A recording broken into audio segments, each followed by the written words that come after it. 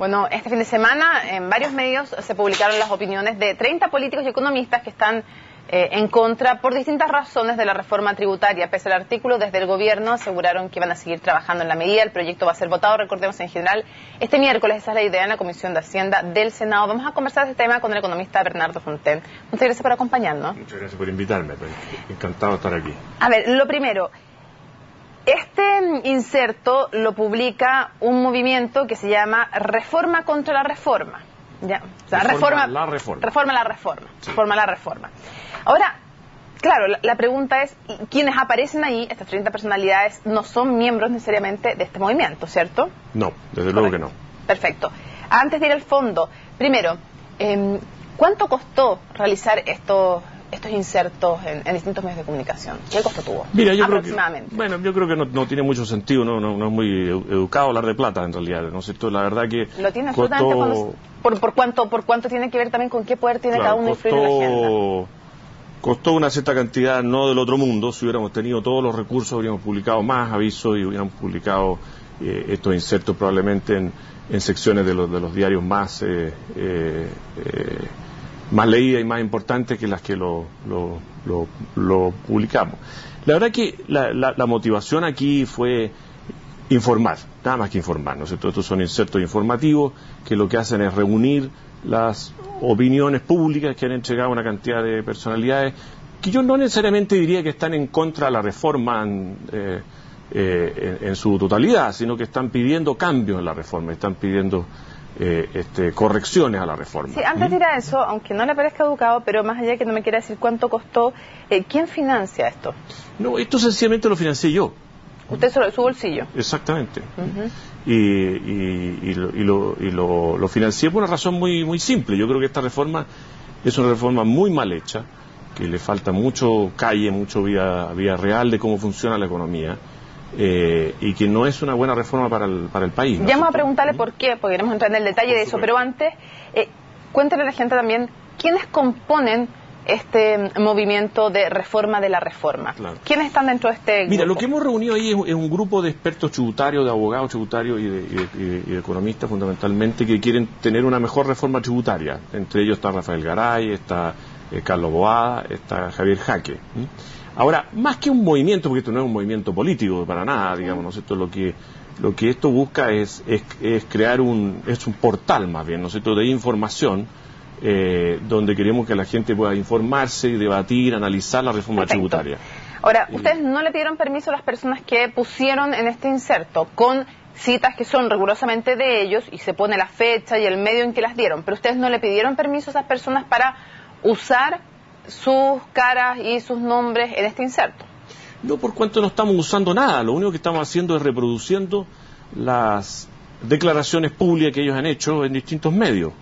Imagínate que esto podría haberlo hecho cualquier medio de prensa, por ejemplo, ¿no es cierto?, que podría haber publicado, y de hecho lo hacen los medios, muchas veces publican las declaraciones de distintas personas. Hace muy poco, por ejemplo, el Mercurio reprodujo las declaraciones que habían hecho sobre la reforma tributaria distintos exministros de Hacienda, ¿no es cierto? Y nadie estaba sintiendo con eso que está usando nada, digamos, de ninguna imagen ni de nada, ¿no es cierto? Ahora, de hecho, ni siquiera usarlo para un medio de comunicación que usarlo para un grupo con un interés particular. Reconozcamos que no es lo mismo. Pero yo diría que no es que nosotros tengamos un interés particular, nosotros tenemos un interés que porque Chile tenga una buena reforma tributaria. No, por particular me refiero a específico, no quiere decir que sea solo de ustedes o en bien de ustedes. Por particular me refiero a un interés puntual.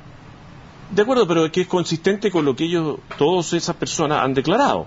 Todas esas personas han declarado que quieren hacerle corrección a la reforma. Sí, ahora reconociendo que juntan a gente que quiere hacerle correcciones muy distintas. Evidente, pero nosotros nunca hemos dicho que la reforma tenga un pensamiento único o unitario. Lo que hemos recogido ahí es gente que quiere cambiar la reforma tributaria. De hecho, el propio Rafael Garay, que es miembro de Reforma de la Reforma, no le gustó el inserto.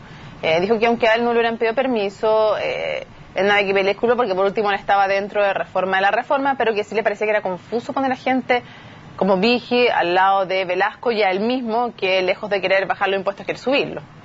De alguien de dentro de Reforma de la Reforma. Yo entiendo que lo que Rafael dijo fue que él estaba de acuerdo con el fondo, y que era informar, y no de acuerdo con la forma que le habría consultado a los afectados. Y a lo mejor eso es perfectamente lógico pensarlo y es perfectible, en realidad uno siempre puede hacer mejor las cosas. Pero lo que... ¿Cuál fue el objetivo para usted? Lo que busca esto precisamente es mostrar el consenso técnico que existe hoy día contra la reforma tributaria. Existe un consenso técnico que la reforma tributaria, tal como está, es mala para el país. Y eso, ese consenso técnico incluye a gente muy distinta, gente que puede estar en el socialismo como Manuel Marfán, o puede estar en la derecha como Hernán Vigil, dentro de todo el rango, ¿no es cierto? E incluye a ministros de Estado de la Concertación, muchos, incluye a directores de impuestos internos de la Concertación, y no es muy distinto de lo que uno ha podido recoger en las presentaciones que se le han hecho a la Comisión de Hacienda del Senado. ¿Cómo se explica usted que una reforma tributaria es de la esencia de cualquier reforma tributaria generar este nivel de crítica?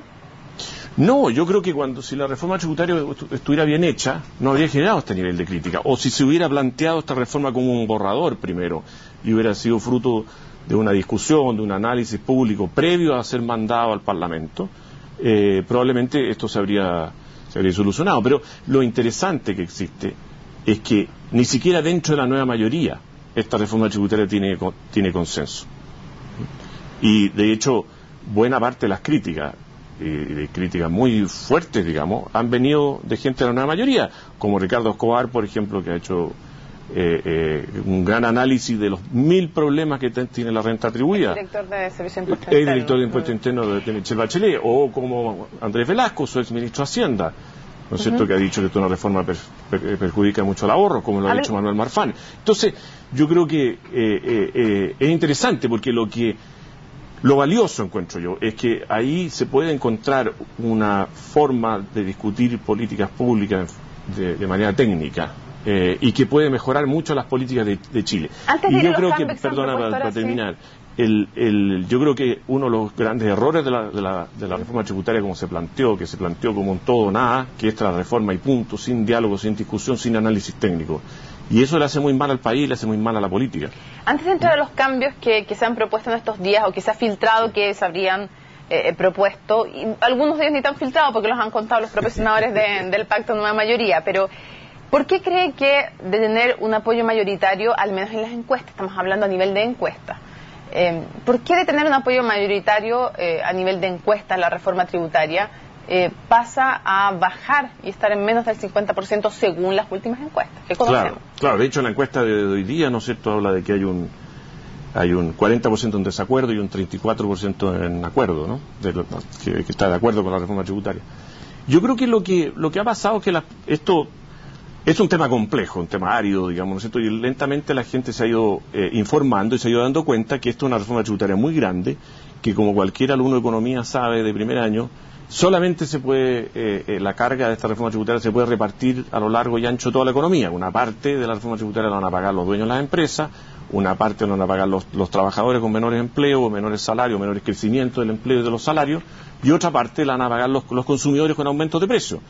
Y más temprano o más tarde, los precios de la economía van a ir reflejando este mayor costo en impuestos, ya sea en la cuenta de la luz, ya sea en la cuenta del agua. Tú sabes que la cuenta del agua, además, la forma de cálculo, la tarifa del agua, incluye los impuestos, así que automáticamente sube. Y también los precios de los bienes y servicios.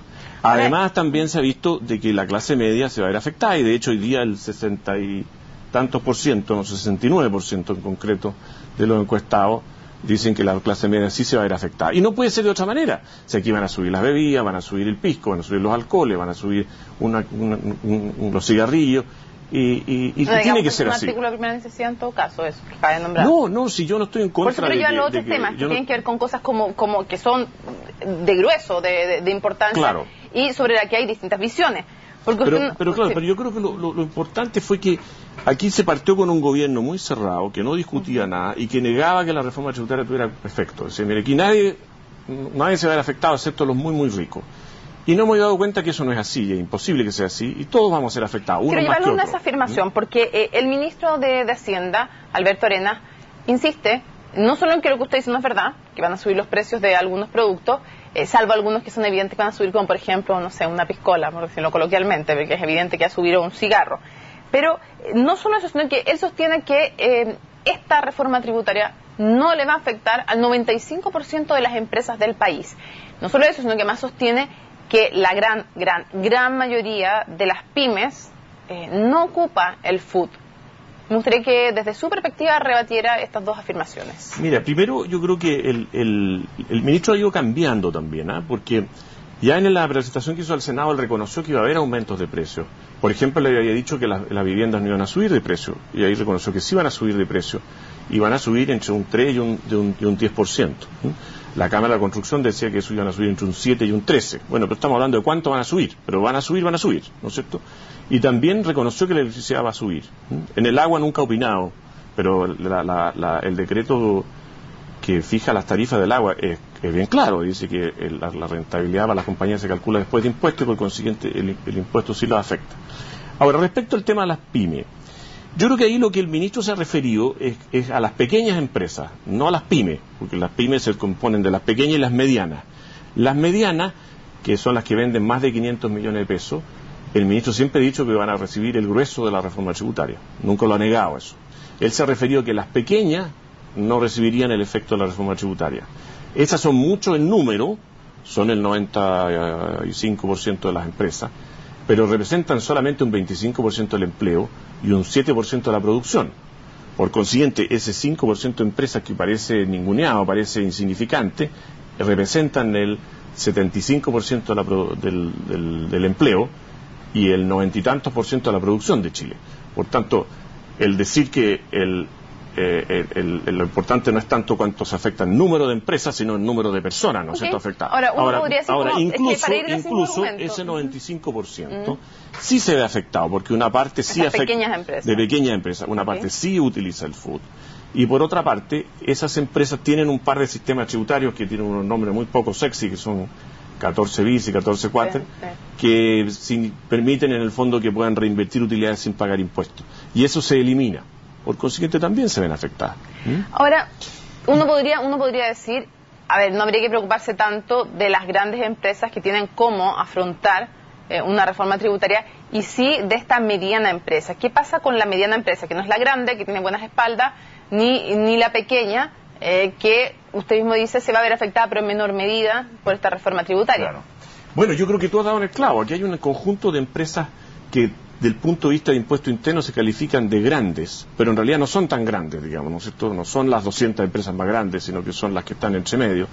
Y son un conjunto de empresas crecientes, y esas son las más afectadas, son las que quieren desarrollarse, quieren crecer, que pueden ser incluso pequeñas, puede ser incluso un emprendimiento, pero que quiere transformarse en una empresa grande, o una pequeña que quiere ser mediana, o una mediana que quiere ser grande, y quieren eventualmente llegar a la bolsa, ¿no es cierto? Todas ellas necesitan crecer, necesitan retener utilidades para reinvertir.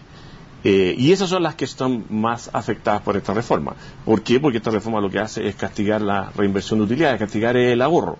Y las obliga entonces a tratar de endeudarse para poder crecer, y sabemos que el endeudamiento es muy limitado. Ahora aparece dentro de la discusión tres puntos importantes como posibles soluciones que estaría analizando el Ejecutivo para consensuar de mayor manera esta reforma tributaria. Analicemos. La primera, se dice que se podría dejar la renta atribuida, pero no como una obligación, y que se podría elegir si acogerse o no a este sistema, pero también trascendido, no está del todo claro si es así, quien no se acogiera tendría que tener una tasa más alta que el que sí se acogiera a la renta atribuida. ¿Qué le parece esta primera solución que se está planteando dentro de la discusión? Mire, yo creo que efectivamente la renta atribuida forzosa tiene problemas constitucionales, tiene problemas prácticos, problemas operativos, es muy compleja, y sí, que es muy compleja, pero que todos los expertos, incluso los más cercanos al gobierno, reconocen, incluso los que han apoyado la reforma tributaria también reconocen que la renta atribuida es un problema, como es el caso de Eduardo Engel o el caso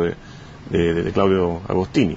Entonces, en definitiva, la renta atribuida es un problema. Ahora, el ponerla como una alternativa voluntaria, yo creo que es una muy buena idea, digamos, y que soluciona parte de los problemas. Igual hay que solucionar una serie de problemas operativos. Pero parece bueno. Y el segundo punto que se plantea, diferenciar entre utilidades gastadas y utilidades reinvertidas. Sí. Eso yo creo que es clave. O sea, aquí hay un consenso de que la reforma tributaria castiga el ahorro, y lo castiga porque iguala el impuesto en 35% a las utilidades reinvertidas y las retiradas. O sea, vale lo mismo que un empresario saque plata de la empresa para comprarse un auto de lujo a que deje la empresa adentro trabajando, generando empleo y mejores productos. Y eso yo creo que está profundamente mal. La gracia del sistema actual es que si el empresario retira, paga 40% de impuestos para comprarse el auto de lujo, y si deja la plata dentro de la empresa, paga 20% de impuestos. Esa diferencial es la que hay que tratar de mantener. Y para eso hay varios sistemas, y en eso hasta el gobierno ha ido cambiando, porque de un ministro de Hacienda que sostenía que la inversión no se veía afectada por esta reforma, hemos pasado al discurso actual. El discurso actual es que uno de los pilares de la reforma tributaria es que haya buenos incentivos al ahorro y la inversión. Entonces, yo creo que eso ha ido cambiando y yo espero que haya indicaciones, y todo parece indicar que para allá van las cosas, ¿no es cierto? Para dar tasas de impuestos distintas. Para ir cerrando, 2,3% y MASEC se esperaba un 3%. ¿Usted lo atribuye más bien a factores externos o internos? Algunos sostienen que esto parte de un proceso de desaceleración que ya venía, y otros sostienen que, en efecto, las reformas que se están planteando tienen que ver con esta desaceleración, han influido. ¿Qué dice usted? Mira, yo pienso que es una mezcla, ¿no es cierto? O sea, que hay una desaceleración externa, hay una desaceleración cíclica, digamos, que venía, pero evidentemente una reforma de esta magnitud y con esta falta de discusión que hubo inicialmente, sobre todo, yo creo que en eso ha cambiado radicalmente el Senado, y el senador Lago Verde ha sido muy clave en cambiar totalmente el ambiente, ¿no? Pero como decía, generó un nivel de incertidumbre muy grande, y eso obviamente afecta a la inversión. Si uno no sabe qué tasa de impuestos va a pagar y cómo van a hacer, y no se entiende bien, el sistema es muy complejo, la reforma tributaria es más enredada que moña vieja, entonces es muy difícil entender cuál va a ser el impuesto que le va a afectar a cada uno de nosotros. Eso obviamente hace detener parte de la inversión, y es uno de los efectos malos que tiene una reforma tributaria, sobre todo cuando se ha hecho mal. Yo creo que esta reforma tributaria se ha procesado mal. Para cerrar, señor Fontaine, ¿por qué cree usted que un gobierno que no necesita los votos de la oposición para aprobar esta reforma tributaria sí está tratando de generar un consenso más amplio para su aprobación? Bueno, yo creo que por varios motivos. Un primer motivo es la encuesta. O sea, estos números dicen, ¿no es cierto?, de que la mayoría, pero hay un mayor grupo de personas que están contra la reforma tributaria. Y eso obviamente pondría nervioso a cualquier gobierno. Segundo, el tema que dentro de la nueva mayoría yo creo que no hay un consenso tampoco a favor de la reforma tributaria tal como está. Otra cosa distinta es que estemos, incluso yo, estemos de acuerdo en subir los impuestos, ¿no es cierto? Pero el punto es cómo, y en el cómo donde tenemos diferencias con lo que ha planteado el ministro de Hacienda.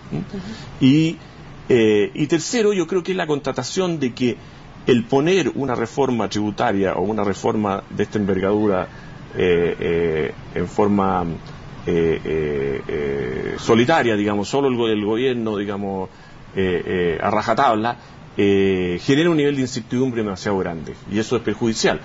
Y particularmente los impuestos tienen que ser estables, ¿no es cierto? O sea, nadie le gusta, ningún país quiere tener reformas tributarias continuamente, y por tanto, mientras más consensuada sea, más posible que sea estable en el tiempo. Bernardo Fontaine, muchísimas gracias por habernos acompañado en CNN Chile. Muchas gracias a ti, pues encantado.